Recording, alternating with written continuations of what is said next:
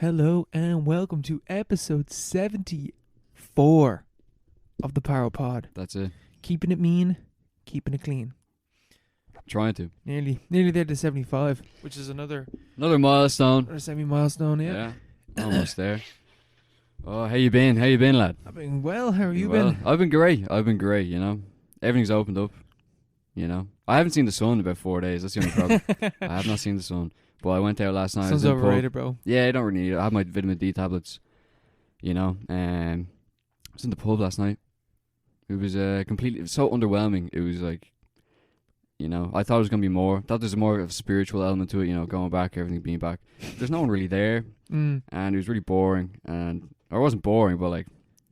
It was just underwhelming, you know. Yeah, see, because my sister works in Bernard Shaw, and she was saying that they were completely quiet on the first night. Like when everything opened back up. On the Saturday, yeah? On the Saturday. What? On the Saturday, completely quiet. That's mad. Because everyone was going into town. Yeah, I suppose. People weren't I was going through town, yeah. People weren't going to, you know, places like the Bernard Shaw, like, you know, pubs that are like slightly outside of town. Yeah. People were going into town. yeah. Understandable. But like, it would have been way better. Like going into town, like we were talking about this. The hack It's of just an being somewhere. effort. Yeah, the effort of it. It's just a lot of work. Yeah, and like everyone's there and it's mad crowded and stuff. Like, say what you want about like the last 2 years or so. Like everyone's been Yeah. you know, it's been there's been a hole, you know, in the collective social life of the entire In island. the zeitgeist. Yeah, in the zeitgeist. Yeah, we've been missing something. But at the same time, going out was never that good, you know. Yeah. It was Like, it was the people that were good, you know, and that's the main thing. But like we still got to hang around with all the people that you would have before, just in a different setting, you know. Yeah, It doesn't really make a difference if you're like crammed into some like tight fucking hotel / nightclub, you know. I think as well, like when COVID started for us, we were just out of college more or less, and we were still used to like big nights out. Yeah. You don't have any. You don't have at least with our mates and stuff like that. We don't do big nights out anymore. What do you mean, Like having over like 10 people, like? yeah, in like a they're always group? like small enough kind of gatherings, which is why I was just like, oh, we could just go to, you know, we could just go to someone's gaff instead because it's Yeah. not that many of us. Yeah, like And that's just so much easier. yeah, the gaffs are better a lot of the time. There's nothing wrong with a good big night out, you know, like just going ham. I mean, that's why we liked Workman's, I guess. Yeah, exactly. Yeah. And now Workman's is fucked. I don't like the way the Workman's is. Yeah, I laid haven't out been now. back. I haven't been to It's anywhere, different. really. And I think they're keeping it like that as well. Yeah, that's fucked. A lot of places have changed though. You know, I hear the Grand Social does 450 pints of Guinness now. In a glass, like Mad. in a glass. Mad. I was thinking of going back there, but I don't know anyone now. So I don't know these places. yeah. See, before I would, because I All used these faces have changed. to. Yeah. Because Time has passed.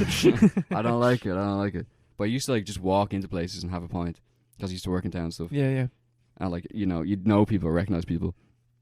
But now I wouldn't. Obviously, it could be weird if I just walked into places randomly and had a pint. But like, it's not the same, man. You know, it's just there's something about it.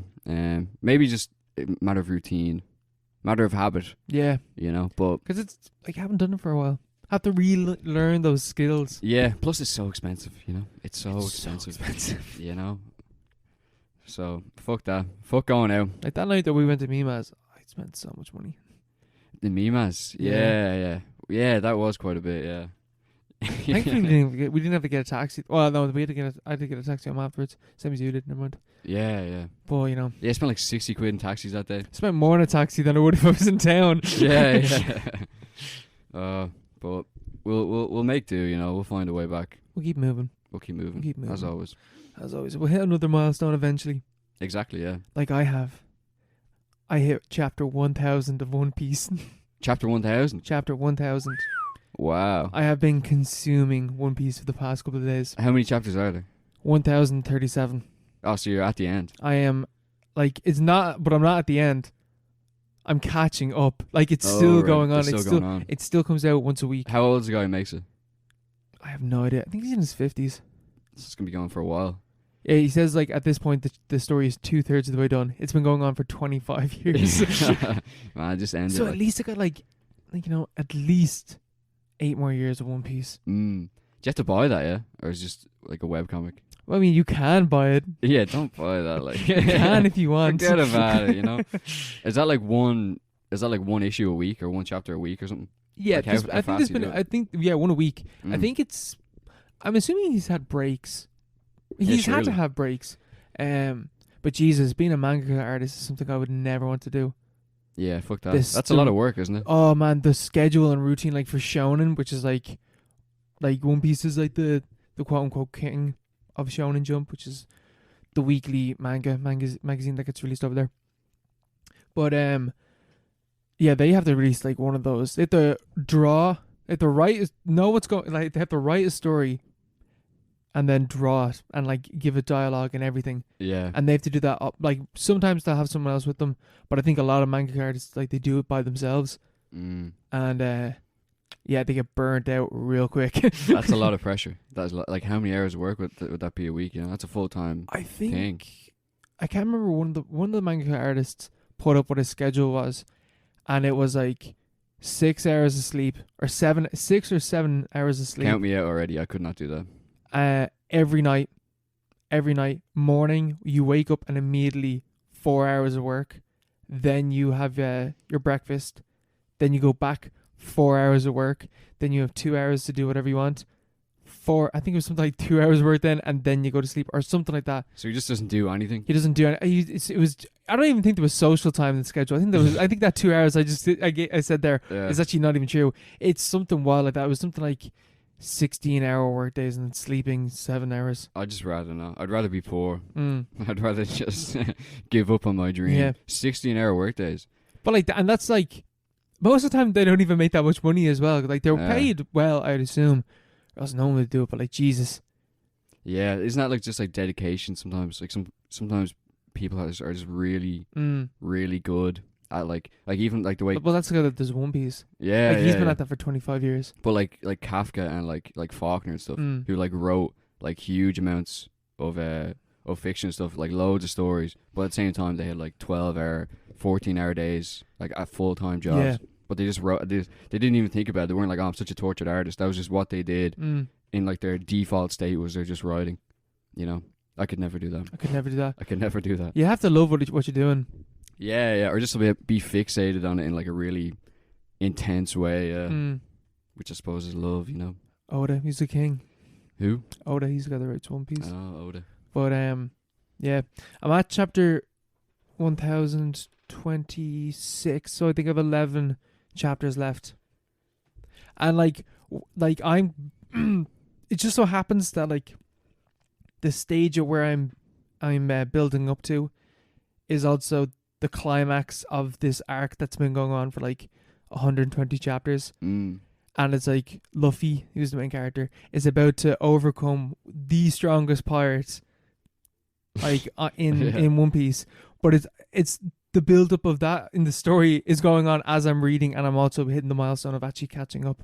I've been reading this thing for 3 years, man. It's taken ages. Yeah, I remember you were talking about it back in the day. Yeah. Oh, I've been reading this thing for fucking 3 years, literally. That's good though, you know. Oh man, it's so good. It's Good to have that anchor. It is the best shit. Yeah, because I don't know if I've really had anything where, I suppose it hasn't been coming out as you've been reading it, but like, ever had something where it's coming out as you're consuming, or like, I don't know, like reading it or like watching it or whatever. Like I don't having think a I've ever weekly, had that. having a weekly show. Yeah, yeah, or something like that. Yeah, I've never. Or like I've never wrestling. I have that with wrestling. yeah, I suppose. Yeah, the closest I'd have is like football, which is not the same. There's no storyline. Yeah, there's no story. Yeah. yeah. Yeah, I don't know, because that's what I like, because I like consuming like long forms of media over a long spans of time. I feel like it really adds to the actual story, because time is also passing for you. Yeah, yeah. You're in the story. So like I like watching Sopranos for that reason. Mm. Like I've watched one episode a week, more or less. Yeah, how far are you actually? Have you resumed? 10 episodes. I had like 11 episodes left. Oh, that's good. That's Yeah. good. What's So what's the last one you watched? What was the last one I watched? It was It's in season 6, is it? I assume. no, yeah, It's the it was longest it was a fucking unreal episode. Yeah. Tony Soprano was selling a plot of land, and it was all the stuff about like older generations and younger generations. Oh my god, what's his name? Fucking Chrissy. no, the son. AJ. AJ. Oh yeah. That's a great episode, man. Yeah. That's such a good episode. There's so many good episodes. I'm gonna bleep that. Just just what I said there. Yeah. Oh yeah. It's very good all the way up to the end. Yeah. Mm. So you got a lot in store. Yeah. Oh man, that episode was so good. Such a great episode. But yeah, it's been good. Long forms of media I enjoy. Yeah, of course. You know, What's when like you can find them. Yeah, when I can find them, and I like, long stories. And I think I've come to the conclusion that I think I enjoy long movies. Really? I think I do. Mm. If they're good long That's movies. controversial after everything we've said. Yeah, because How many hours have we talked about? like there's Long movies. there's when a long movie is good, it means more. When it's deliberate about why it's long. It's not like it's not going to be a 3-hour Batman movie, which just recently got announced. Yeah. I don't know how I feel about that. That's excessive. Well, to be fair, Dark Knight was nearly 3 hours, and that was very good. It was 2.5. Yeah, but at the time, people were like, "It's 2.5 hours." But like, there's a difference between a 2.5 hour long film. It's and like a 3-hour inflation. film. It's like inflation. It's like, back in the day, €10. Like, that's quite a bit. €10 now, €10. Get fucked. That's at 1 point. It's like same with. I remember when Dark Knight came out, everyone's like, "What? 2.5 hours?" I think it's like 2 hours, like 40 or something like that. But Dark Knight Rises is 2 hours 40. Is it? Yeah. Yeah, that is. But that still kind of made sense. But like a 3-hour Batman film, I can't because it's supposed to be the first installment. Yeah, and it's supposed to be kind of scaled back. And it's a trilogy. Yeah. It's like if it was a one-off, you could be like, maybe he's just trying to pack it all in, But if he's planned out a trilogy, like, why is it going to be 9 hours long, And it's supposed to be a small scale, kind of like grittier detective Batman. A 9-hour detective fucking trilogy. It's like people are going to fall asleep in the cinema unless it's done really well, which we'll see what. That's not going to happen, is it? That's not going to happen. I don't know, because like, that's just not going to happen. What if it is good though? What if it is? What if they pull it off? I doubt it. And it is really good. I doubt it. I doubt it. I sincerely doubt it. I was thinking that this film was like, I was expecting like 2 hours, 2.5 hours, but like 3 hours is a different. It's a different step. Yeah, that's a huge step up. Because like, people don't have the attention span, especially like. Because like something like Endgame. Endgame is 3 hours, isn't it? Or it's near 3 hours.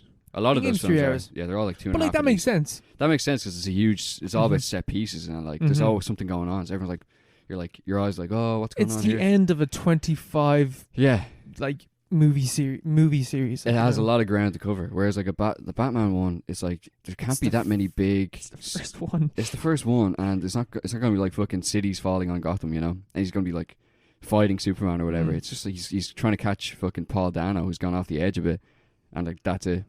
I think, based off the trailer anyway. Yeah. And Catwoman's in it for a bit. Maybe that's gonna be like half the film, the romance or like setting up the Catwoman spin-off. Catman, he could be in there as well. You never Batman know. 2, Catman. Yeah. Batman the furry. But yeah, Gimp Batman. I don't think it's gonna. I'm not too sure. I'm not too optimistic about it. But yeah, have you watched any long films lately? Yeah, that might have converted you. The Lord of the Rings extended trilogy. I finished it off. Oh yeah. Lord of the Rings, Return of the King. This is a 4-hour long film. I think it's over 4 hours actually. That was a good end. Hot take. Lord of the Rings trilogy, pretty good. How does it end again? What do you mean how does it end? Like, how does it end? Like end. Oh, just like the basic premise of the last film. They destroy Mordor. Oh, They throw the ring into the fire and it blows up. And they have a big, huge, massive battle. Yeah, the massive battle, yeah. And it's all about like sacrifice and stuff like that. Yeah, because like there's like in the other like extended cuts, there was a lot of stuff that like you could really see why it was cut out, like all that stuff with Merry and Pippin, where they're like eating the bread, and it's just like, oh, how many did you eat? It's like, oh, I ate 4 of them, but like one little crumb can fill you up for the day. Yeah. Like that was cut from like Fellowship of the Ring, but in the Return of the King, there's bits that they cut out, and I'm like, I feel like they should have left that in.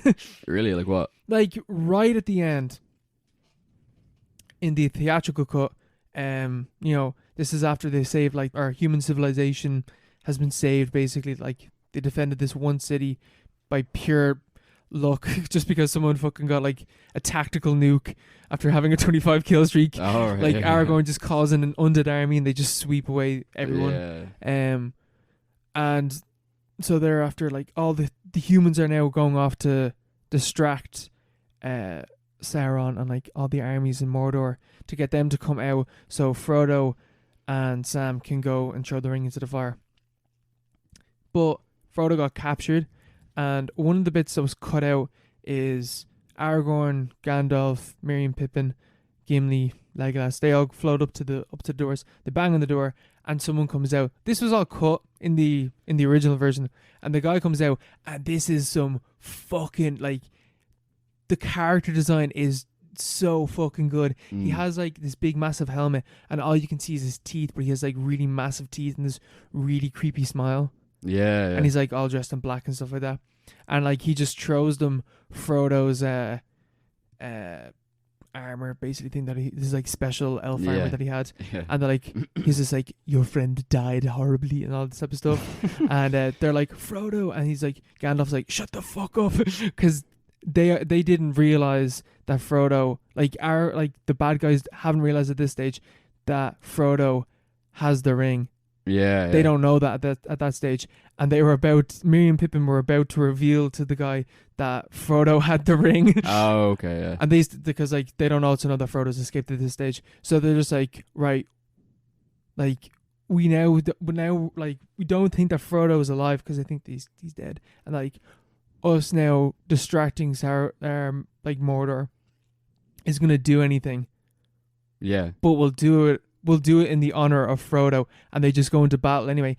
That's what the context is when you watch the extended cut. But in the theatrical cut, they don't think that Frodo's dead, so they just go in believing that they're distracting Mordor.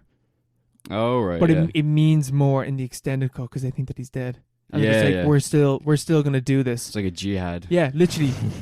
And that's, like, I feel like that really changes, like, the end battle. That is kind of cool, yeah.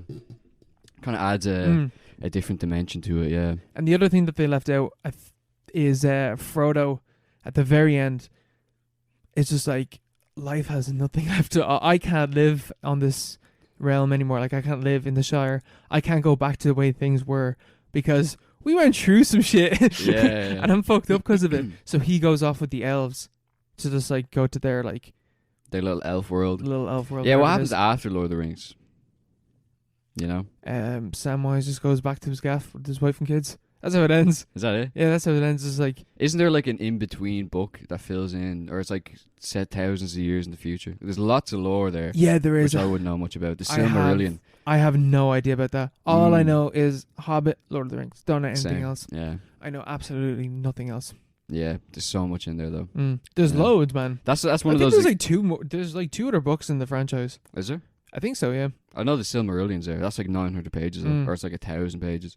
Tolkien's another one of those guys spent just dedicated like years upon years of his life to just making shit up, you know? Yeah, just making things up, you know? Did you see that thing about the Amazon Lord of the Rings? The new one, yeah. I didn't actually see the trailer. Have you seen the trailer? I've seen the metal burning through the wood. Have you seen that? I haven't seen anything, but It's really cool. I saw people reacting to it and going like, "Oh, it's cool looking." Yeah, and it's because it's not CGI. Like, they actually did that. They did what? The way that they shot so it's like this little fucking. Because I saw it on TikTok. That does look quite good. The rings. Well, to be fair, there's actually nothing shown in that. The Rings of Power. I do not like that subtitle. The Rings of Power. It's slightly fascistic, isn't it? You know. I kind of understand why people aren't enjoying that, but, like, that's a cool visual. Yeah. Cool visuals, but that title is terrible. That title is terrible. It's so redundant. The Rings of Power. That's the whole point. The Lord of the Rings. The way that she's, like, reading it, and she was like, Mordor. Like, she's Russian because she's evil. Oh, I don't know how I feel about this. She's the evil one. Yeah, it's not going to be as. It's just not going to be as good as, you know, Lord of the Rings. Oh no, it's just not going to. No do that. way. Like, so, Amazon made anything good? I've no idea, but like, I'd say no. So those droid things are pretty cool. The droid things. Yeah, what are they called? What? What What the fuck are those little robots that go around and deliver your parcels? Oh yeah. Well, that's not a film, is it? What the fuck are they called? Drones. Yeah. Droids. Yeah, they don't even have them here, do they? No, not even. Fuck's sake. Yeah, We don't get anything. We only just got a processing plant, you know. What can you do? What can you do? But yeah, that doesn't look that bad, you know. But my hopes are rock bottom. Yeah, below zero. Yeah. Do you watch anything good? Yes and no. I watched Logan's Run. Have you ever heard of this film? No. Logan's Run, 1976 science fiction classic, which no one. Which is your ballpark? Yeah. They're all 1976, and they're all pretty much the same movie. It's kind of like Soylent Green, the same kind Which of. is kind of like Invasion of the Body Snatchers. Yeah. Which is kind of like. Yeah, because they're all very similar, but like, yeah, they are very similar. But Logan's Run's a classic that a lot of people, some people like haven't seen. You know, a lot of people haven't heard of because it's very hard to actually watch because it's not available anywhere. You know, like you put this into Google, watch free online. It's like you just get you fucking malware. You know, my computer, the one that still works, took a beating today, an absolute beating, just looking for a link to watch this film. You know, it's on the way out now as well, but but it's not on Netflix, it's not on Amazon. It's available on HBO Max in America, and that's about it. But yeah, it's like this 1976 film. It's based on a book. You can get Amazon Max with the VPN, bro. Yeah, but why would I do that? Because you can get like a free trial. Yeah, but then I have to. Yeah, well, how long's the trial? I've never tried to use HBO Max. Fuck that. It's probably like 7 days or something like that. You know, they always try to like scam you. But yeah, it's a classic that was hated at the time, obviously. So obviously, it always is. Or it wasn't hated. It was like, you know, him and Ha. It's based on a book, and it's about this guy called Logan. It's set in the future, the 24th century, the end of the 24th century, or 23rd, and humanity has sort of constructed a utopia on Earth, where people live in these like geodesic domes, you know, like Epcot, you know, no. You know the Epcot thing where it's like the world of tomorrow. It's in Disneyland. Yeah. It's like everyone lives in those yokes, and the big domes, and they only live for pleasure. There's like no work. There's no one's shown working. It's like the whole thing is controlled basically by a huge computer. And living like Wall-E. Yeah, it's kind of like Wall-E, but it's on Earth, and everyone's like not fat, but like everything's controlled by a computer, and the humans live for pleasure. They just, you know, they do whatever. Everything is kind of mediated by the computer, even like reproduction and stuff. Like sex is completely disentangled from reproduction, you know. So people just have sex as like a social thing. So it's like a hedonistic society. It's kind of like Brave New World. Like if you're gonna like, it's not like it's a dystopia that is also a utopia at the same time in a different way. But at the same time, the whole thing with utopias and those kinds of utopias anyway, where there's like a trade-off, where the humans have kind of traded off their own sovereignty to a machine, and the main sacrifice they have to make is that once you get to the age of 30, you have to fucking jump into this big hole, and everyone goes spinning around, and then there's like a big flash of light, and then you're gone. And they're told that this is rebirth. It's like a reincarnation kind of ritual. But obviously that's not it. They just die. They just get like blown up. Because the whole idea is like once you're past your prime, it's like you're not useful to this, highly efficient, highly optimized, computerized society. So there's no old people in Logan's Run, or that's the idea. They don't even know that you can age beyond this. They just believe that you renew. You keep going. And you get reborn at the age of 30. And Logan is this guy. He's a sandman. He chases people who, once they get to the age of like 29 or whatever, they're like, fuck this, I'm not jumping into the hole. I'm going to try to escape this dome. And they're called runners. And he's a sandman. He chases the runners. And he's tasked. The computer tells him the sandman chases people that wake up. That's it. It's the Matrix also. Think about it. And so he's given the task by the computer. He's like, the computer's like, here, there's reports of a sanctuary beyond the walls, like something out there. There's over 1,000 runners who are unaccounted for. And he's like, this is impossible. Like, there's nothing out there. You know, we've got all the runners. Like, there's nothing that can be out there. And then the whole story is he goes off with this girl called Jessica, I think, and they're pursued by this other runner called Francis.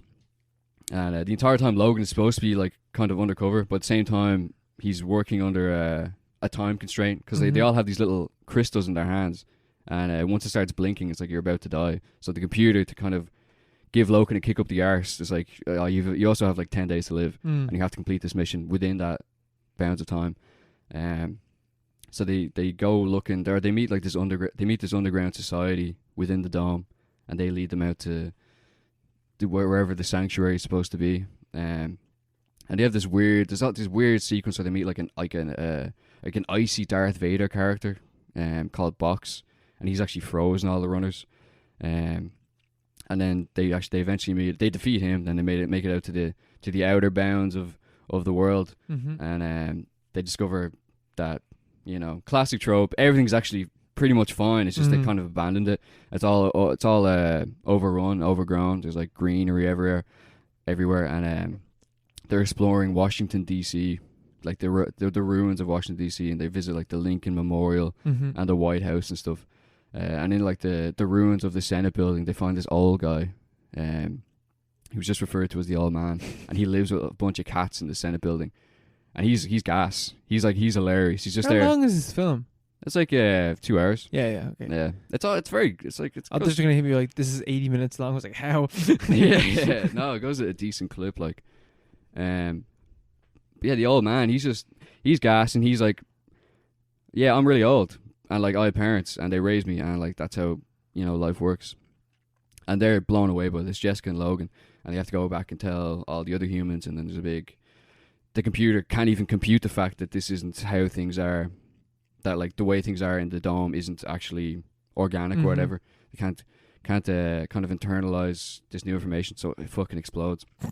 But blows its mind, man. It blows. It literally, and it's that kind of film, you know, where it's like really heavy-handed metaphors and like allegories for society, because it's clearly saying something very specific about society, which you can read. Well, it's not too specific because you can read it in different ways. Because the whole thing is like it's a hedonistic kind of fucking the leftist culture. Yeah, I could see it being read like that. That's one of the main readings. That it was like it's kind of like a what you call it, like a moralistic story. Yeah, like the hippies. Like as soon as you were saying that, I was like, that's just Reagan propaganda. yeah. In '76, quite ahead of its time. But yeah, it's like kind of one of the readings is it's the hippies or the children of the hippies, the children of the '60s, sort of coming to terms with the fact that this hedonistic, you know, soulless, mechanistic society where like everyone has sex and there's like, you know, free love and there's no consequences isn't truly human. And you know, the whole thing at the end where they bring the old man, or their reaction to the old man is like, oh, you can live beyond this. Like there is wisdom in older age. There's a life beyond 30. Yeah, which is just like, oh, they were right. The boomers were right. That kind of thing, or like the generation before that, which is kind of a really appealing kind of reading of it.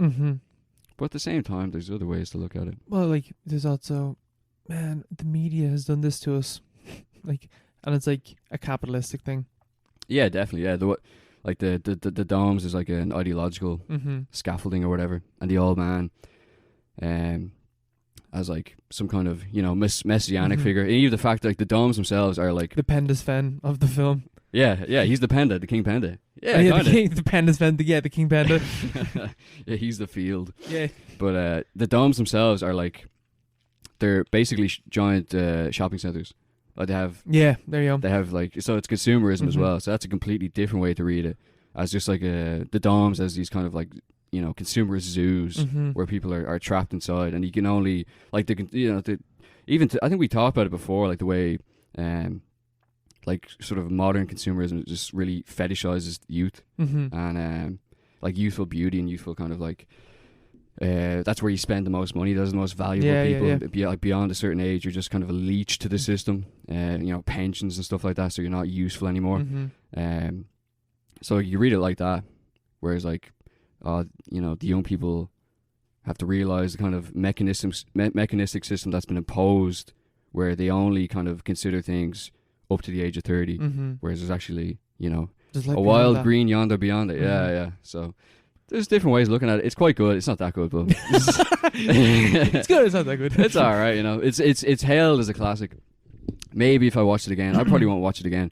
There's a TV series as well. There's supposed to be a reboot with your man Alex Garland. You know, the guy who did Ex Machina and all them, The Beach and stuff. He's good. He was supposed to write and direct a reboot. I think a reboot would probably be a good idea because apparently it sounds like it has a good idea in there. Yeah, it's one of those things that has like a seed of something that could be really good because you rarely see utopias. You don't. So like it's dystopia. even corrupted utopias, you know, like Brave New World. No one's ever done that really in film terms. No, we get The Handmaiden. We get what was it? There's another really brutal Utopia thing. No, I thought Dystopia. Dystopia, yeah. Yeah, you have like the Hunger Games and all that stuff. Yeah, Hunger Games. Where it's just like, oh, everything is bad, you know, like, but like they're aware in the film universe that this is a terrible system. Yeah. Whereas you wouldn't, you know, it's not realistic at all. They believe that this is the best things can be. You know, that's the real dystopia that would actually manifest itself. So it definitely has the seed of a decent premise. Very, very good premise. Interesting premise anyway. Oh yeah, yeah. Well, I guess the way that you can make Hunger Games a utopian story is being on the side of seeing it from the capital side, and the actual Hunger Games itself being a background thing. Yeah. It's just like, this just happens. Yeah. Something happens. It's like, whoa, man, this film from the 70s has this great idea about like this game show. Yeah, it kind of is like that. Yeah, there's a lot of bits and pieces that were clearly taken from it. You know, kind of scavenged by different movies and different books and stuff. So utopian, dystopian, man. It's all the same thing, just from what side you're looking at, you know? That's it, bro. That's it, man. It's all the same. That green's hitting hard. Yeah, it's good. It won won Academy Award for Best Special Effects. Are the effects good, isn't it? Yeah, they're alright, yeah. They won but it was a joint award with King Kong, which came out the same year. There's a remake of King Kong. Ever seen that? Terrible special effects. 70s, no. But I can't, I was going to say, I can't imagine it being good, so like, that doesn't, and that one... I think it's the claymation one. I'm not sure. I've never seen that. Yeah. Nah. Fuck that. Fuck that. T. What else I've been watching? I watched a big old Stanley Kubrick film. Ooh, a long one. Another long one. Big long yoke. Big long schlong. From Barry Lyndon. So I've been told. There you go. It's the Irish in him. Barry Lyndon. This is like, I think for me, this is going to be like the last Kubrick film that I watched. You said you liked this. Like it did. No. I do like it, but like I've watched 8 Kubrick films. That's a lot.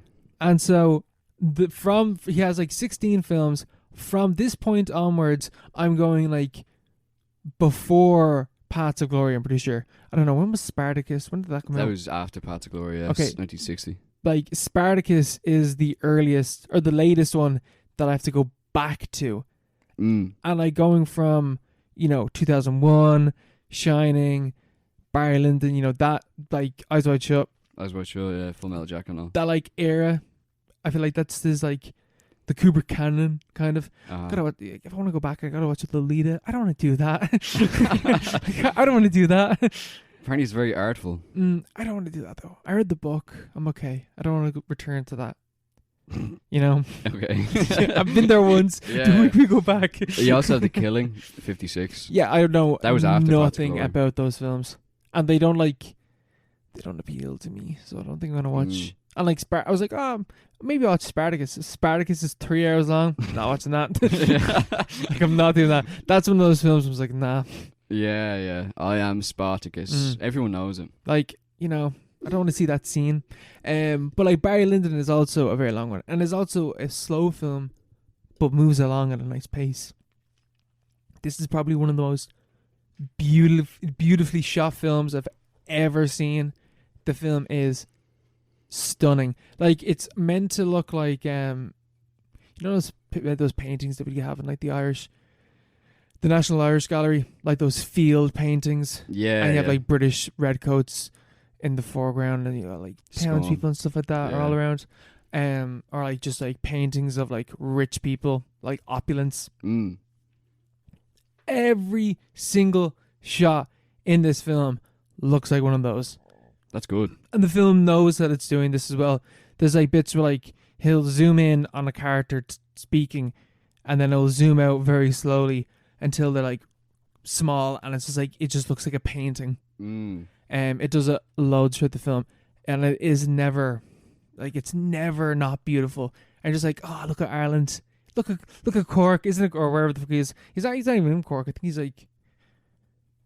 Wicklow or something. He's like 2 days outside of Dublin though, because that's where he's meant to go. And like it's just beautiful. Like the first hour and a half is all those type of shots, and then the second half is a completely different film. The first hour and a half of this film is great. It's so good. It moves around. It moves so quickly.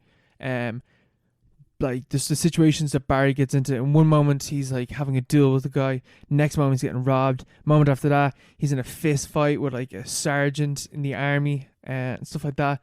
Next bit, he's in Prussia fighting a war. Then he's with the Prussians and he's a spy. Now he's part of a gambling duo. Now he's like falling in love with this like high class rich woman who's like part of like this like French aristocracy. Like yeah, like really really rich. yeah. He's living the dream basically. Like just like the way like that's all the first hour and a half, and it moves so quickly and it's so good, beautiful, stunning visuals and stuff like that. And then you get an intermission, and then you get the next hour and a half. The next hour and a half is also very good, but it's not as good as the first hour and a half. MO. Yeah, why? Because it's not like it slows down, but it gets really predictable. Yeah. Like from the first shot, and I feel like maybe you're meant to feel like that, but feel like what? That's predictable. Like that it's predictable because like from the first like shot of like the first like scene in the second half, in the second bit, is Barry is in a carriage with his wife, his new wife, and in a separate cart is like the steward or like the teacher of her son, not his son, her son. And Barry's having a smoke, and he's like, she asks him like, Barry, can you not smoke in the carriage? And he just blows it in her face and just like smiles at her, and like he's just a cunt. Like he's just a dickhead. What? And then it cuts to the other car, and he's just like the teacher's talking to the kid, and he's just like, so how do you feel about your new stepdaddy? And he's like, I hate him. And it's like, okay, so obviously fair. This kid's gonna kill this guy 100%. Yeah. And sure enough, twists and turns, that's what we get to in the end, more or less. He kills Barry. He doesn't kill Barry, but he like shoots him, him, and he has to get his leg cut off. Oh fuck! And then like the kid, because the kid is the true, he would win. He'd get the inheritance from his mother. And like Barry can't do that because he's married into whatever. So Barry's like trying to become a lord so that he can then override that. Because only, I guess, whatever the fuck it is. I don't understand. All the mad rules back then. All those rules back then, having the breeze. But like, your man, like Barry knows that if the kid comes back, he's gonna take the inheritance, and I'm fucked. Yeah, and that's what happens. He gets fucked up. So what's the moral? Don't be a dickhead. Don't get rich. Don't sell out. Don't sell out. Irishman selling out. Yeah, 7 years war apparently. That's when it's. It's good. Like those, the set pieces as well and stuff like that. Like those. There's a big battles and stuff. There's like 2. Yeah. And they're good. Yeah. They're really good. They're real short. They're really short. Yeah, apparently the idea was he wanted to direct Napoleon for this. This is going to be his Napoleon project. But then he lost all funding because of Waterloo bombed. Because another film about Napoleon came out. And right. It absolutely bombed. It was the one with the biggest set piece ever. Where they got the Polish army to stand in for the actual Prussians, I think it was. You know, so it's the same kind of vibe, isn't it? You know? Same era, you know. But very different. Yeah, but about some Irish guy. And the battles aren't huge. But like there's one bit where like, because this is after Full Metal Jacket, I'm pretty sure. That's just before. It's before Full Metal Jacket? Yeah, Full Metal Jacket is 86. This is what, 70. Fuck, yeah, it is. Jeez. Mad late. What came after this? This is one of the first ones then, of this like era. Yeah, so it was Clockwork Orange 71, this 73, was it? And then Shining 77. Or 78. Sure. or 79 or 80. 80. Say 80. 80. Go for 80. Yeah. It's something like that. This is one of the When's first of the 2001? 70s. 68. Ah, okay, that makes sense. I was like, what? Because that, like, what was before this one? Clockwork Orange. I was like, that wasn't the film that like had this like new age of Kubrick, and it's like 2001, 68. Ah, that's where the turning point is. Yeah. What was he doing? Because what Paths was of Glory, Spartacus, that type of shit. Yeah, then what was he- 2001 comes out, and it's like, what the fuck? Who the fuck is this guy? It's like, hold on a second. Yeah. What was he thinking there? Yeah. That's weird. But yeah, would you recommend it? Should I watch it? Yeah, definitely. It's definitely up there. Yeah, it's all naturally lit as well. That's one of the big selling points. The fucking there's one there's a scene like Barry becomes like he becomes like the finance side to a card dealer who goes around like playing really rich bougie card games. And at this is when like he falls in love with the girl, or like she falls in love with him more like it. And it's like naturally lit candles, and the two of them just like staring at each other, and like slowly, like you realize what's going on. Yeah. And that's like, again, it looks like a painting. It's so cool. The way it's shot is unreal. And this is the one where Kubrick got ran out of Ireland. Yeah, this is. Yeah, that's gas. It's funny because like Barry also gets run out of Ireland. So yeah, he's a real life Barry Lyndon. Yeah, like I would recommend it.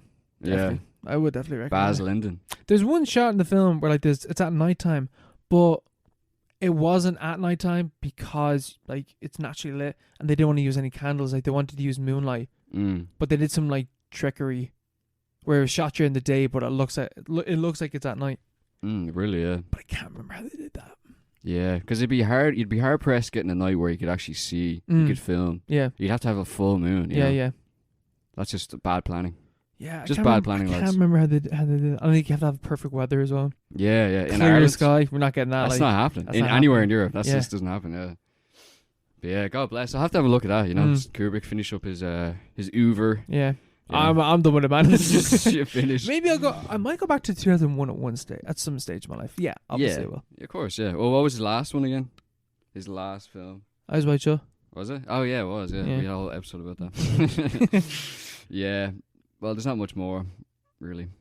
I think we're done with him, you know. Yeah, we'll go back to watch The Shining. I haven't seen The Shining in a while. Yeah. I like The Shining. Is that on anywhere? No, but I have a DVD of it. Yeah. I'd just buy a Blu-ray of that because I like that film. I like it a lot. That is a great film, yeah. It is one of my faves, I must say.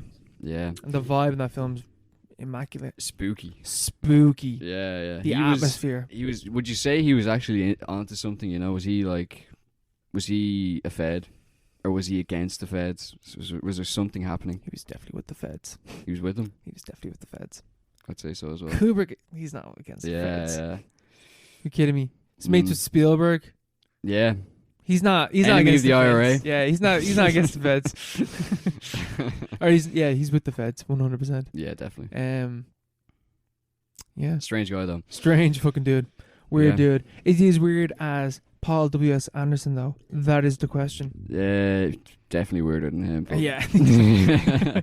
Paul, he's a good guy, you know. He's a nice guy. Yeah. You saw Event Horizon today. I watched a bit Event of it anyway. Horizon today, yeah. Crazy film. Haven't finished it yet. Got like 20 minutes left. Yeah, that's a really good film. Yeah, it is a good film. Mm. It is a good film. It's a surprisingly good film. You know, especially when you're going through. It's a great genre film. It is. You know, but it really does really well. Like with Paul W.S. Anderson, I've seen Death Race, but I can't remember what that's like. I was like Jared Butler. No. Death Race. Yeah, Death Race. It has Jason Statham in it. Oh yeah, I was thinking of Gamer. I think. Oh man, yeah. I want to watch Gamer because we talked about that with Sound and Tales. Yeah. Yeah, it's like a metatexter. What was it? Something like that. Yeah, whatever. I can't remember what it was called. But yeah, Event Horizon, because like watching Resident Evil films, especially with the Afterlife, which we'll get onto after the break, it's like a shockingly like good, like not even like I think the first Resident Evil film is a good film, like genuinely good film, but like Event Horizon is more high concept than I would have expected from Paul W.S. Anderson. More abstract, like. You know, Resident Evil is Resident Evil. Yeah, guns, zombies. Event Horizon, here's a concept that's horrifying. At least from where I am in the story. Yeah, Because yeah, I know yeah. I know what it turns into. It's more of a Lovecraftian Yeah, kind of yoke. and it's just like It's abstract horror. yeah. The horror is like what is it's like because there's a mystery to it. It's not like what the fuck is this thing? yeah. It does kind of fall into Sunshine territory though at the end, but Don't they all? don't they all? Yeah, but I remember hearing a lot about it, and then it was on Netflix for ages. Back in the day, back when I first had Netflix, I watched it, and it was kind of like it did fall down a lot, but at the same time, it tries. It's a great 3-star film. It really has a good go at it, and you have to respect that. And it is Sam Neill, Lawrence Fishburne, Yeah, space. great. There's great wormholes. cast. There's wormholes. It's like sign me up. Really horrifying deaths as well. Yeah, Like gets blown. Well, he doesn't die, but like, the guy gets blown into space. yeah. That's fucked. That stays with me. Yeah, Mm. that's the one that I really remember from that. But yeah, that whole thing, that just like the whole Lost in Space concept is just very good. Did you ever see Ad Astra? It was one out. No, it was no. out recently with Brad Pitt.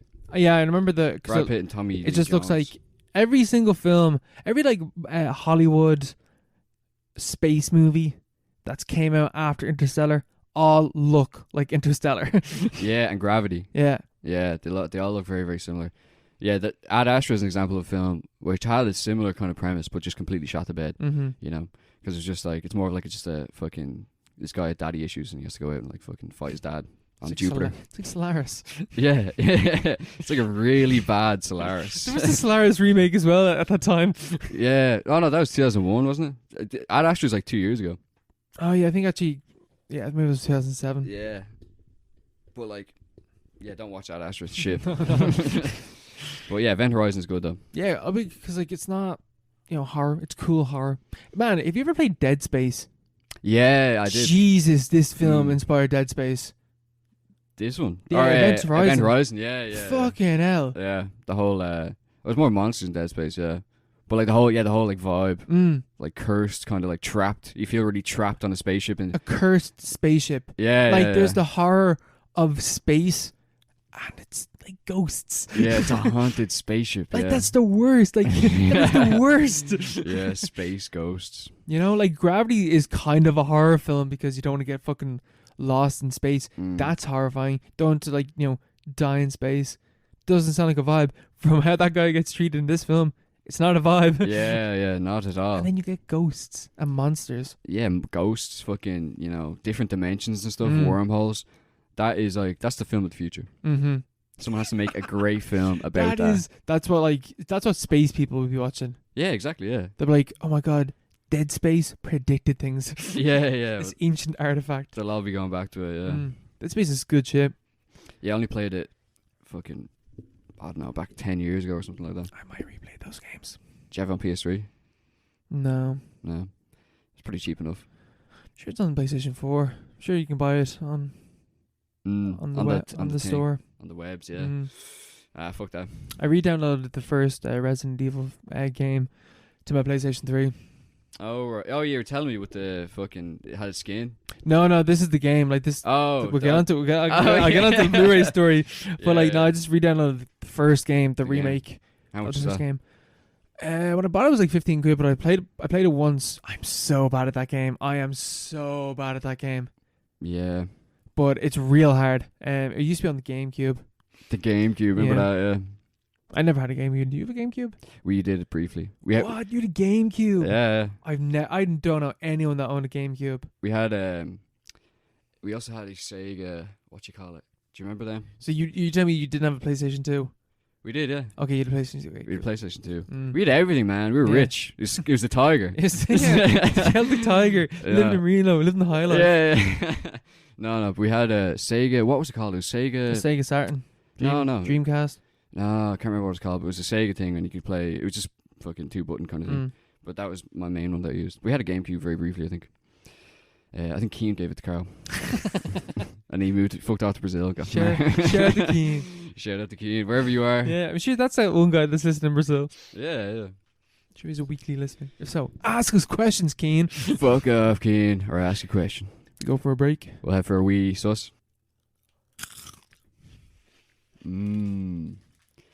Yeah, we're back after the break.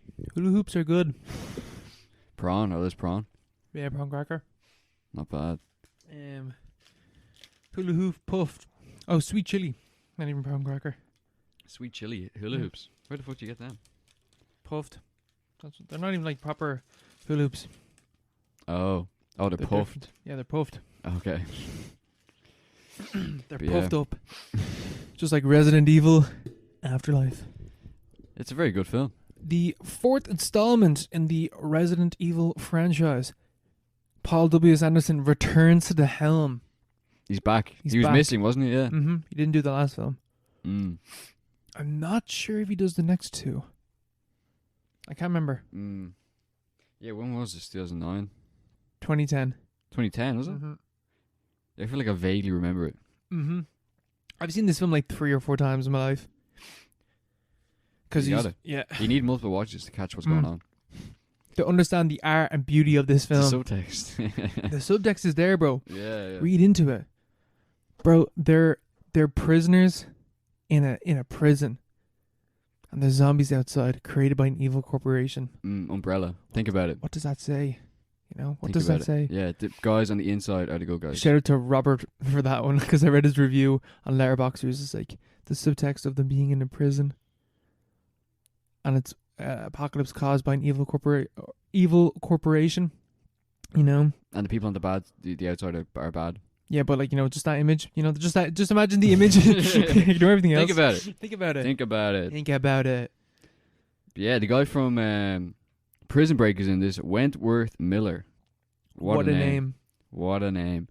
Yeah, he is in this. He's Chris Redfield, who is a man who is locked up against his will. Well, obviously against his will, but like... Aren't we all, bro?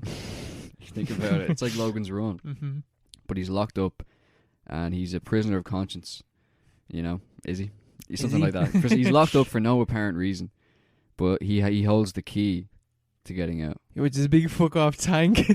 Yeah, it's just like just fucking blow our ways out. Mm-hmm.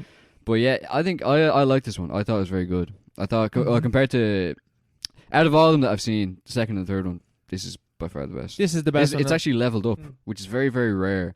That it gets better as it goes along. Wait until you see the next one. Is it better? This, right. You see this like beautiful blend of stupidity that this 4th film is. I thought it was quite smart. But like, no, it is smart, but it's also like there's a really long slow-mo fight scene. It Yeah. looks great though. It looks really nice. It does work, yeah. But like, you know, that kind of cheesy. It is cheesy, yeah. Wait, do you see the next one? The cheese. You can OD on cheese though. No. This is where the cheese is just cholesterol. right. I don't know, but we'll see. You'll We'll see. You will believe me, bro. You will see. I'll be made to see. But yeah, I liked it. I thought it was very good. I like how she's they don't explain everything again. Mm-hmm. You No know, need. They've done it enough. Yeah. They did it all the way through the first 3, but then they bring down her powers. Alice is like Mm-hmm. depowered because she was way too OP in the last one. She's at the start of this one. She's way too OP. Yeah, there's like 4 of her. What was that about? There's multiple versions of her. There's fucking like hundreds of her running through the facility at the start. Yeah. What And the they're fuck? all ridiculously strong. But our Alice, the real Alice, has a different haircut to the rest of them. So that's how we know that that's our Alice. What a queen. What a queen. But yeah, she's great in this. All the set pieces, the plane, that's done very well. You know, in a lesser film, they'd have the plane as a little fucking plot device, and then they get rid of it. And this it's actually used quite well. You know, Yeah. and even the whole idea, the prison, you know, landing on the prison, and then the boat. You know, was it Arcadia? It's Mhm. called. Yeah. It's like it's the place they're trying to reach in the last film. It's supposed to be in basically Alaska. like Eden. Yeah, it's not there. It's actually not in Alaska. It's actually It's a boat. it's a boat. It's It a moves. big fuck off boat. It moves up and down the coast. That's what I thought was in Alaska, and now it's like it's in fucking San Francisco or something. Is it? Yeah, I think it's San Fran. Yeah. So I thought that was very cool. And just the idea of like, you know, they're standing on top of the prison. They're like, that fucking boat. That's where we got to get to. Mm-hmm. And obviously there's all the zombies around, and you're like, there's been no signals from the boat, and you just see like this abandoned fucking freight ship on the coast. And like, what the hell's out there? You know, I thought that was done very well. It's kind of like Children of Men. Yeah, kind of. Yeah. Is Mm. Children of Men. It's a big boat that they Yeah, get to. yeah, I suppose. Yeah, they need to get to the the human project. Yeah, it is like that. Yeah. But yeah, man, set pieces in this film. Jesus, they're at the wazoo. Yeah, you got so many. Like the fucking opening. I think the opening is the best, the absolute best peak Matrix ripoff I've ever seen. It is the cheesiest 2000s vibes of a Matrix remake, of a Matrix what the fuck? Rip-off. I said and it's like, that's not the word. Rip-off. Rip-off. It's perfect. It is good, yeah. It works. Like she's literally, she's just Neo. She's just Neo. Yeah, but it's still like, the effects aren't even bad either. The effects have leveled up to a significant degree. Mm-hmm. Even from the last one, yeah. Yeah, the slow-mo looks very good, you know. It's good slow-mo. Like even the zombies and stuff. That big guy, the big fucker with the axe. Yeah. What was that? I don't know what that is. Is he not in the video games or anything? I think he might be an original character. What? Maybe. I don't know. I haven't played the games. Alright, yeah. I've only played Resident Evil 1 remake and Resident Evil 4. That would maybe be a critique, because that just feels like a fucking level on a video game. Like he's like the boss before the final boss. That's great though. He's like the false boss. But like he's like, he comes into it and he's like, he's pulling down he has this massive axe, and he's like 8 feet tall, and he's pulling down the gates of the prison, and they shoot him in the head and it doesn't work. And then he gets into the prison and he's slashing things around, and they have that great scene where it's just like it's in the showers, and he like fucking cuts down all the pipes and there's water going everywhere, and then you got like fucking Allison, that other one, what's her name? Claire, yeah, Claire. Such a normal name, just like Claire. Just Claire, yeah. But like, why is he like that? And then he just gets killed. Man, how does he die? His head explodes and coins drop out of his head. He's literally a video game boss. That's what Scott Pilgrim did the same thing 3 years later. Scott Pilgrim. Scott Pilgrim did the same thing like 2-3 years later, maybe a year later, whatever the fuck it was.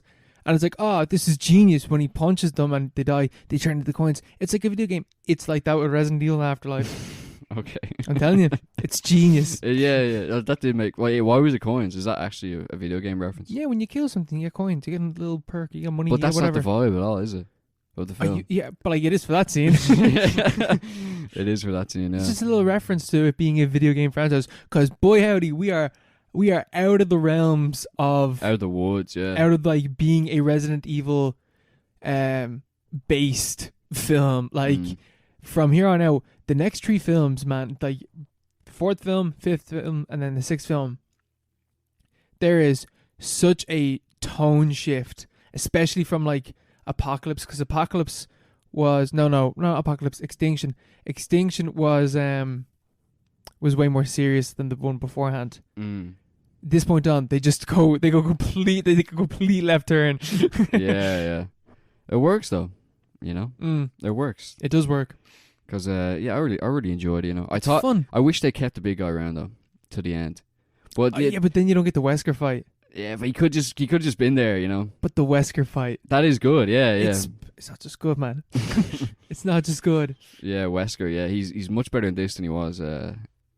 You know, they got a new guy in, and he's kind of tearing it up. Oh yeah, he's chewing up the scenery. Yeah. The cheese, they really turned on the cheese there. There's not that much cheese, to be fair. Are you serious, man? Until you get to the end. No. But the end, it starts with a rip-off Matrix sequence. Yeah, but at the end, he's smiling into the camera and stuff. He's like doing like little smirk. It's like anime, you know. He's like doing it's he's perfect. doing like this. Yeah, that's what I mean. It's cheese. Yeah. All the cheese, like, you know, at the end. Oh yeah, but it's cheesy throughout. Is what I'm saying. Yeah. But like it's concentrated. It's like eating a slice of pizza, and there's like one part. It's just like all the mozzarella's at the end. Yeah. It's like that, and like the Wesker fight is just that big chunk of mozzarella. It's just like sort of, it's so thick, it's getting stuck in your teeth, you know. Because Wesker's like, he's fighting and stuff, and there's like all these things, and he dies at one point, but he's actually not dead, and like all the way through, you have like these little shots where he like looks into the camera and it's like this little like wry smirk, and he's got the sunglasses on. It's like, this is just an anime, you know. This is an anime. Great. Yeah, it is. It's great. good. It's so good. The start of the next film. Wait, you're talking about mozzarella, bro. You want to talk about a big ball of mozzarella? Got extra cheese. Oh, jeez. Extra cheese with cheese on the side, let me tell you. Cheese on the side. Oh, it's going to be good. It's going to be glorious. What's it called? Retribution. Oh, okay. Retribution. And then we get the final chapter. Is that actually the final chapter, though? Yeah, from this franchise, yeah. Oh, from this There's only 6 films with Mila Jovovich in them. Well, they're not doing another one now. They did do another one that came out this year, but it's like an entirely different, separate but thing. They get her back surely, you know. This made 300 mil. It's made a lot of money. Mm-hmm. You know. They all did. They kept making them. That's why. Yeah. And it wasn't. I'm pretty sure it's something like. It wasn't even the market in the US that was big. It was the market in Japan. Japan. I think it was. Why Japan? Because Resident Evil is a Japanese game. I see. I am led to believe that is how it works. Yeah, Paul's back for the next 2. Okay, yeah. He So directs the last 2. did he do 4 or 5 of these films? He does 4. He also wrote all of them. Yeah. Oh yeah, you can tell. You can tell the. Yeah. There's definitely There's a continuity in the craft writing. there, like an unappreciated craft. Yeah, the reboot 2021 Resident Evil Welcome to Raccoon City. Yeah, no thanks. Apparently it's not even like cheesy fun like this. It's just bad. Fuck that. Which Immo is what the 6th film is like in this one. But maybe my opinion will be changed. Yeah, here the last one made the most money. Surely they're gonna reboot it. No, they're done, man. It's gone. They're on to because they're doing a Monster Hunter now. Are they? Yeah, Paul W. Sanderson and Mila Jovovich. They did a Monster Hunter. What's that? It's another video game. Oh. But I'm pretty sure it made money. But the only thing is COVID. So. Yeah. That's the Yeah. thing. You're getting done up the bum. Yeah. Well, COVID. But I'm gonna watch. I'll probably watch my Monster Hunter after we do this run, because Event Horizon was pretty good. Yeah, it is. You know, might watch another one of his films. Yeah, why not? But see, maybe I'll watch Death Race because that was stupid. Yeah, that's Paul as well. Yeah. I'm pretty sure it's really bad. I'm pretty sure it's really, really bad. Death Race. Yeah. It's 18s. It's like really edgy. I remember being really edgy. Yeah, vaguely remember the name. Death Race 2008. It's a remake of Death Race 2000 with David Carradine. Well, it could be double bill, you know? It won't be good. I know it won't be good. But yeah. We move on to the news. We'll get on to the old new act. Bit of news this week. Bit of news. We got a bit of news. Bit of news. Just like on sequels, franchises, you know, our usual Batten House. I was reading this one on Screen Rant about 2022's biggest sci-fi movies are all sequels. Not good. Yeah, not good. No Event Horizons in there, you know. No Event Horizons. No Logan's Runs. No one taking a leap. No one taking a chance. Where's the leaps? You know. Avatar 2. I think I'm backing that though. That's gonna be weird. I'm though. putting money on that because like that wasn't even because Fox got bought 2 years ago. So that's not. It is a Disney. Yeah, well they own Avatar 1. So that's on Disney Plus. They own it now, but they didn't make it. You know, they Mm. didn't make this one because this one's already. It was already made, wasn't it? By the time Fox was bought, Yeah, or it was sure. already pretty much. They were wrapping it up. You know. So, what does that mean? You know, is that just a straight up James Cameron? I'll do whatever the fuck I want. I have the 2 highest grossing films of all time under my belt. Hope so, and that's the only thing I'm basically hanging my hat on. You know, maybe having a bit of hope there. Jurassic World Dominion, that is going to be shit, guaranteed. Absolutely guaranteed. The first one wasn't even good. Like it wasn't good. The Yeah, first one was like Jurassic World, so bad. That film Yeah. was so bad. I never wanted to watch the second film. yeah. I remember having like foolish hope that maybe Jurassic World would be good because I think the initial trailer was kind of like interesting. But then I remember seeing in the cinema and the whole Blue, the fucking raptor. It's like, oh, Blue, you're The like hybrid. you're like a I dog. just don't even like the idea of the hybrid. Yeah, Just let it be a dinosaur. It's just a dinosaur. Yeah. Because now it's just a monster movie. And that's what these are. They're not dinosaur movies. They're monster movies. Yeah, it's just ridiculous. It's a yeah. I've only seen the first one, but I will not see this, and guarantee it's gonna be shit. It'll still get about like 85% on Rotten Tomatoes. They were like, oh, it's actually alright, you know. No, it's not. It's gonna be shit. It's gonna be guaranteed. Guaranteed. MCU. What's coming out with MCU? You got Doctor Strange. Doctor Strange. Yeah, maybe You got that'll like be good. other like MCU's pretty sci-fi. It's about aliens and shit. Yeah, I suppose. You know. Yeah, Multiverse of Madness, isn't that's one's coming out with Doctor Strange. Yeah, but it's weird though because like you think of like sci-fi films, you think about great sci-fi, even fucking Interstellar, right? I mean an Interstellar in terms of like a different kind of sci-fi films. But then the problem is you get your Ad Astras, you get your Yeah. you get those type of films. Whereas it's like, okay, so now even the innovative thing that's made like was pretty successful is now being like diluted into the mainstream again. Yeah, commodified the bits. Yeah. Ripped apart. Yeah, it's not gonna go well, you know. Yeah, but Multiverse of Madness though, Sam Raimi. It could be good. It could be good. It most likely will be about 6 out of 10. Although we had a Dune this year. Hmm? We had Dune last We year, I had guess. Dune, yeah. Dune was very good. That was very good. And that's a different kind of sci-fi film. Yeah, well, it's not original at all. is No, it? it's Yeah. not. But like, you know, that's a different kind of sci-fi film. It's a different approach. Yeah. Yeah. Which is what I want. I don't want sequels. I don't want remakes and like rip-offs, basically. Yeah, franchise. Yeah, franchise. Like, you're not going to fucking- get like a Dune rip-off. Jesus, I hope you don't. Yeah, no, because it'd be too expensive. Yeah. Yeah. There's no way to justify it, you know. Yeah, no, Dune's pretty safe. Dune was good. That's why I was so into it, because it just seemed It's a really different kind of sci-fi film. Yeah, it seemed like it's from a different time in the way that it just didn't seem to care about any kind of franchise. Obviously, you're setting up a second film, but they had good reason to do that, you know. And it was extremely long, but it The had a formula reason. worked. It had a reason to be extremely long, Mhm. and it's doing kind of cool things, you know. Music is good. The music was class. Yeah. The IMAX experience was a reason to go to the cinema, you know. Just like everything that I was doing, you know what I mean? Yeah, exactly. Yeah. This is a good. Yeah, because that's. I just want that from films, you know. I just want to have a different kind of experience. Yeah, exactly. Getting so burnt out watching films at the moment. Yeah. You need something exotic. Mm. Exotic. Something truly out of the box. It's not going to happen because it's all centralizing. Mm. So I don't know what the fucking story is, you know. Have I watched any films from 2022? I don't think I've seen any films from 2022. 2022. Oh no, that documentary, but I'm not counting that. That doesn't count. The folk horror one. No, I'm not counting that. Is that 2022? I think it is. Interesting. Maybe it is. But I mean, I think the first, because we got that Texas Chainsaw film. Oh, out next month. yeah. I think that's gonna be my first film of 2022. Yeah. Like the first film that came out this year. Hopefully it does come out, yeah. Oh, please. I want that. I just want it so bad. I never wanted a sequel so much. Yeah. I don't know. See, it could be good. It could save. It's No, not going to be gonna market. good. That's It's not why I gonna be good. can't wait. You know, yeah, that's the thing. It's a bleak outlook for the old cinemas, you know. Mm-hmm. It's a bleak outlook, but But even like you get that in horror. You know, every horror film is pretty much the same that comes out. It's always a Conjuring film yeah, or a Conjuring universe film. or just cheap enough to be extremely shit, you know, Mhm. and have like no redeeming value. But then you also get what was that film that came out last year? Censor. Censor, yeah, That was that good. was good, yeah. That was good. Yeah. Different. Different, yeah.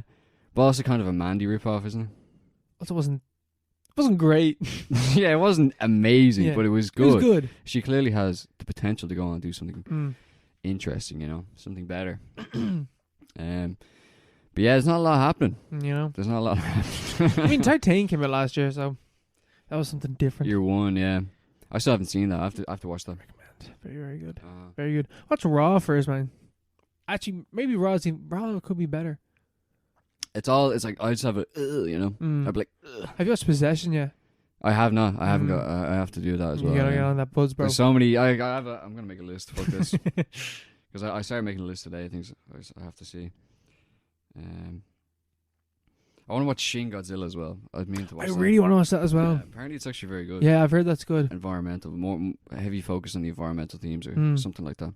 Yeah, it sounds and it's like really cool effects in it. And Mm. Shin Godzilla's actually like it's back to being scary, Yeah. which is something that's lacking in all the Godzilla films, seemingly. Yeah. Even like in the 2014, 2013 one. You know, he's not scary in that. Yeah, no, it's just a bland action film. Mm. Bland AF. They need visionaries in there. People like us. I could never direct a film, man. We could easily direct an amazing film. Guaranteed. We can Can't be barely that hard. direct a conversation. Yeah. That's so true, yeah. But, you know, we just need a budget. We'd be fine, you know. If you're listening, producers, you know, Disney execs, we will sell out in a second. In a hot second. In a heartbeat. Yeah, forget everything we've said, you know. We would sell out, like, anything you want us to do, we will do it. Mm-hmm. Name it, the franchise, we will piss on its grave. We will do whatever you want us to do, you know. But we'll throw a little. We will do the next Matrix reboot. Yeah, we'll reboot it, a whole different thing, you know. We'll make it really heavy-handed. We will sell out that hard. Yeah, we'll have, you know, we'll give you all the creative direction, you know. But that's the thing. We will just be a puppet. Yeah, but we know the vibe, because that's the thing. Because all these studios, they know where, you know, the trends, the directions, the things that people generally want to see. Mm-hmm. But it just has to be, you know, pre-packaged and kind of processed into something that they marketable. that they can, you know, kind of swallow themselves, you know. So they have all these advisors and stuff, and they have all these people who, like, it's their job to watch these trends and to like formulate the best possible or the most marketable, the thing that'll make the most money. So the ideas are all there, you know. The algorithm is there, and they know what to do. They just choose deliberately not to do it. That's the problem, because it doesn't make money. Fuck's sake. Well, that's the thing, right? Avatar 2, it's gonna be a bang. It's gonna make $1 billion. 3 billion. Gonna make 14 billion. It could. Every person on Earth will see it twice. It came close enough last time. You know, 4D. And then Jurassic World Dominion. I'm sure a lot of people will see that. Yeah. MCU films, same thing as well. The last 3 Jurassic Worlds, haven't they made over $1 billion? Yeah, like so, you know, we hate on it, but it is working for them. And I hate it. Yeah, it works in the worst possible way, you know. A lot of things work, you know. The Holocaust worked, you know. That is so getting caught. We have a lot to cut here, it'll be fine. That is getting cut to bits. Do you want to go for a break? If you want to ask us a question, Mark, where can they go? You can go to our Instagram or our Twitter @paro_pod, or you can get to us via email, which no one ever does, and probably no one ever will. Be the first one. Well, yeah, we've had a few spam emails. theparopod@gmail.com. Simple as that. And we've actually had a couple of questions. We've had a few questions coming in. This one's coming in from Good old Connor. Connor's asking, do Shakespeare purist films like Macbeth still have a place in modern cinema? Yes. Yeah. Yes. Yeah. I haven't seen the new one though. Have you? I have not. No, I haven't either. But, you know, it's the whole thing with archetypes, conventions. Readapt them to suit. What does it say now? You know? Yeah, what does it say now? It's a classic for a reason. Yeah, because it's all very universal. That was his whole thing, wasn't it? Yeah. You know? No, that's why Shakespeare survived. What does it say now when we watch it, you know? Yeah, what's he talking about? We're in a pretty crazy time. What does Macbeth have to say? Yeah, how does it relate? Yeah, those are written, 1600? Mm-hmm. You know? Like, how can you bridge that gap between, you know, nearly 500 years? In a format, and like there's been Shakespeare films before, so it's not mind-blowing. Yeah. But like in a format that Shakespeare never could have imagined, if you know what I mean, like. Yeah, that's the thing though. But what does it say that he could do that? Or like the fact that he's withstood all that time, you know? It's still relevant. Mm-hmm. People still love his stuff, you know, his output. It's good. Hot take. Like, yeah. It is good. But, you know, that's, you know, it speaks to something universal. It's not just about fucking power struggles in the, whatever era he was from. Yeah. Of the 17th century. Yeah, whatever time it was. You know, so he's talking about something that appeals to all of us, even this long or this far into the future. You know, like what the stories now that come out that are still relevant 500 years. No matter what happens, you know, God knows what things will be like in 500 years. Will they be relevant in 500 years? Shakespeare stories, or what will they look like? Yeah, jeez, what does a 4D like? Shakespeare look like? Like what fucking dimension will it be in? Yeah, will it be a movie? Will it be amateur productions? Will it be just people piecing it together from their memory because there is no record of Shakespeare anymore? Because we're living in a Mad Max scenario where there's complete breakdown of technological civilization. Who knows? Will the mutants? Will the mutants overcome? Yeah. The mutants that arise from the nuclear wasteland, will they perform Shakespeare? Exactly. Will they make their own new Shakespeare? Yeah. Will they add bits to it? Will they take stuff away? You know, What are we talking about? I don't know. It's all Is this irrelevant? speculative. Yes, it is. It is irrelevant. Has there ever been a science fiction Shakespeare? Yeah, Has it? I'm sure there has been. All right. Surely the fuck, like, I don't know. surely someone's like taking a basic Shakespeare story and turned it into sci-fi. Yeah. They've done it with musicals, bro. They can do it with sci-fi. True. What do you think of Romeo and Juliet DiCaprio Haven't version? seen it. You've never seen that, no? I don't like Baz Luhrmann films, so I don't think anyone does. yeah, I just don't enjoy Yeah. them. Yeah, they're a bit shit, aren't they? I've seen two of them. I've seen Moulin Rouge. Moulin Rouge and the Gatsby one. Gatsby's pretty good. It's alright, like. Romeo, I don't like Romeo and Juliet at all. Yeah, I didn't really like most of Moulin Rouge. I actually kind of low-key hated Moulin Rouge for like the first like hour and a half, and then the last hour was like, that's pretty good. Yeah, Saved it. what's the crack with him like? I don't know. Why is he so gaudy? Did he do? No, he didn't do Cats. No, that wasn't him. That was the guy that did. Or was it? No, that was the guy that did King's Speech, wasn't it? Don't know. I think it was. Or am I making that up?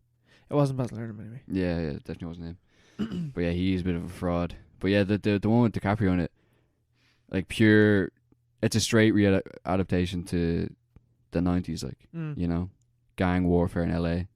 Pure 90s vibes. It's so shit. Yeah. It's bad. Yeah, I don't want to watch it, so Yeah, don't watch it. I'm never going to watch Forget about it. But what's your favorite Shakespeare? My favorite, I thought King Lear. I think we focused a lot on King Lear. We did King Lear for leaving, so. And we did it in the college. Did we? Did you? Oh no! Did you do creative writing? Yeah. No, I did. I didn't do creative writing, so I did the Shakespeare module. Yeah. So I like King Lear. I thought that was very good because we did Romeo and Juliet as well, and I read Merchant of Venice before, and I don't remember anything about it. But like King Lear always stood out. I thought it was compelling. You know, it was. Like, it was good. Picking people's eyes out and stuff like that. Yeah, gory. Great. Yeah. I've read it. Oh, jeez. Because I had to read a few Shakespeare's for that my module because it was like it was the same as any module. It was a play a week.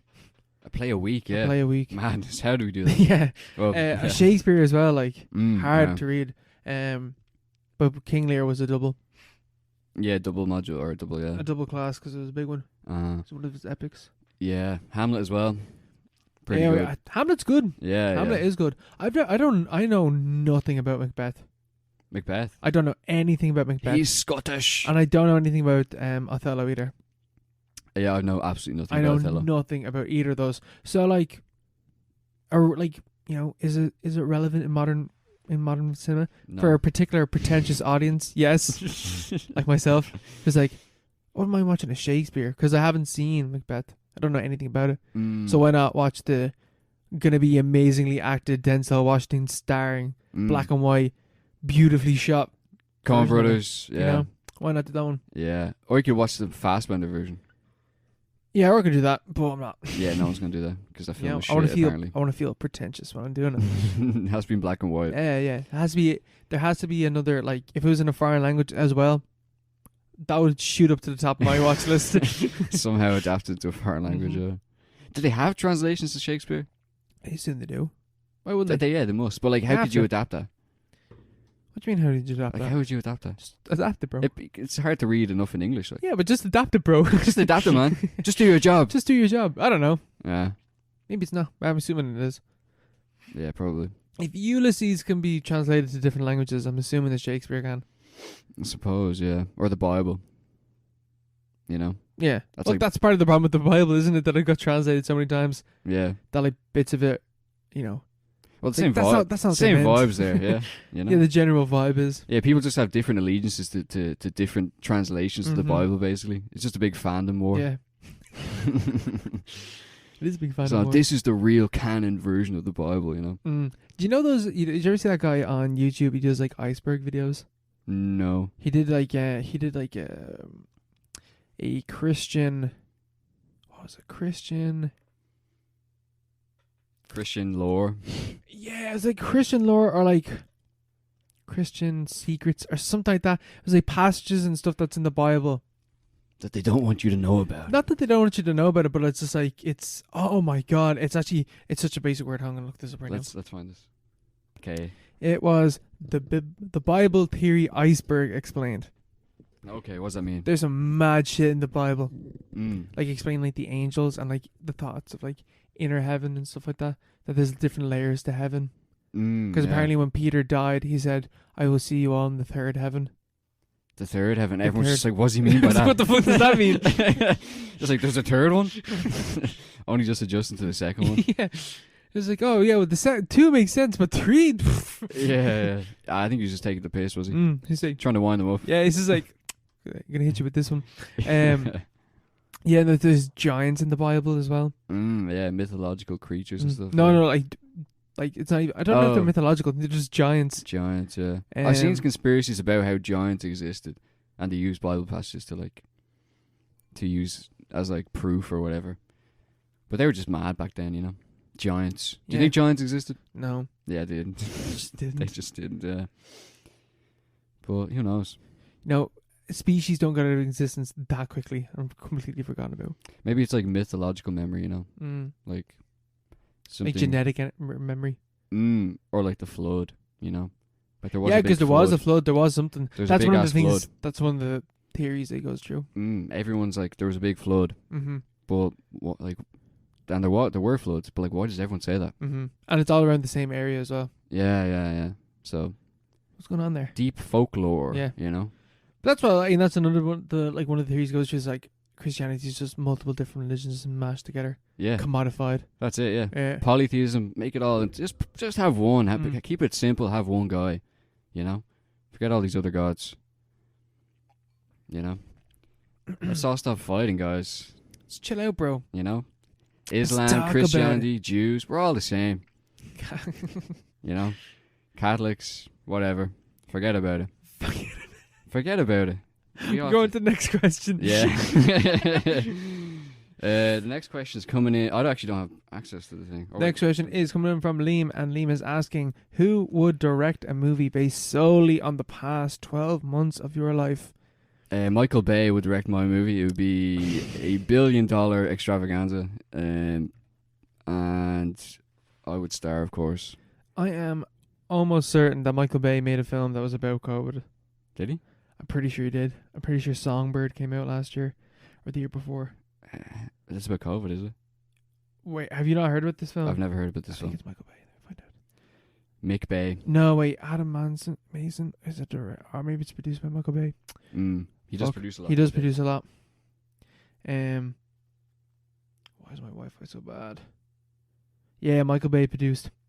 Okay, so he didn't direct it, but he produced it, and it is like sweet, holy moly! It's like a fascist wet dream. What's it about? It's about like during pandemic lockdown, Nico, a young man with a rare immunity, must overcome martial law, murderous vigilantes, and a powerful family to reunite with his love, Sarah. So, you know, it's just COVID. The lockdown, man. Yeah. That's so sad. Again, it's a fascist wet nightmare. Wet dream even. But yeah. So you're gonna go with Michael Bay, yeah? Well, alternative Federico Fellini, but it's just 8.5, but I'm the main character. The podcast is your great work. Yeah. I want Wes Anderson to direct mine just so that it looks nice. Wesy. Yeah, it'd be very aesthetic, yeah. That's what you want. That, because, you know, please make it aesthetic. I need something. If not, it would be... It'd be some, like, a Cronenberg film or something like that. Cronenberg film. It's just, like, it means something, man. What happens to you in the film, though? I like, just, like, you know, it's like a... You start, metamorphosis. You start speaking, like, digitally. No, it's like metamorphosis. What do you mean? Like you turn into a bug? Yeah, but like really slowly over. It's just a fly again. Just a fly, but it's just you in your room. But like, it's just like, oh, it's Kafka-esque, but like talking about... You're talking about, in the film, this is so Kafka-esque. I'm like scratching my head, I'm like, this is so Kafka-esque. It's just like COVID, you know, you think about it, it's Kafka-esque. And it's like slowly a metamorphosis. But like, the special effects are amazing. Yeah. Man, this is so Kafka-esque. Just turn it into a book. Yeah, it's like, do you understand the metaphor? The metaphors I'm referencing Kafka. And it's about isolation and COVID. Yeah. Do you understand?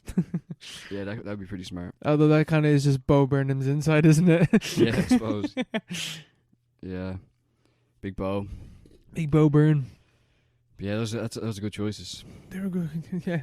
Oh yeah, like if you'd have guessed, I think we had this question before. If we were to have actors play us, who would it be? Yeah. What's your man's name? The guy that's in Sex Education. Asa Butterfield. That's you, bro. That's me. Yeah. I'll take it. You're. I think I said you were Seth Rogen and you took offense. I accept that now. I'll accept that now. But that could work though, you know. I'll accept that. Seth Rogen, Cronenberg crossover. Asa Butterfield. Michael Bay movie sounds good. They're like exactly opposite. Yeah. Perfectly balanced. That's all things should be. Yeah. Or be like an Avengers movie. An Avengers movie, Get the Russo brothers. about our lives. Yeah. Yeah. Just like, it's like the Avengers Assemble moment is when COVID ends. Yeah. And we get to do the Avengers. Avengers Assemble. It's just in the pub. And then we're just like, do you get the references? It's just like the Avengers. Yeah. It's so Kafka. Oh, Jesus. Well, we leave it there. We'll leave it there. We'll keep it lean. We'll keep it mean. Look, we're keeping it lean. We made that promise at the start. Remember, that was the plan all along. Mhm. So what's your recommended? Next week, we are refresher. talking about Close Up by Kiarostami. I think that's his name. Kiarostami, yeah. Kiarostami. That's his name. That Iranian director that I've talked about before right, yeah, on the yeah. podcast. It's going to be good shit.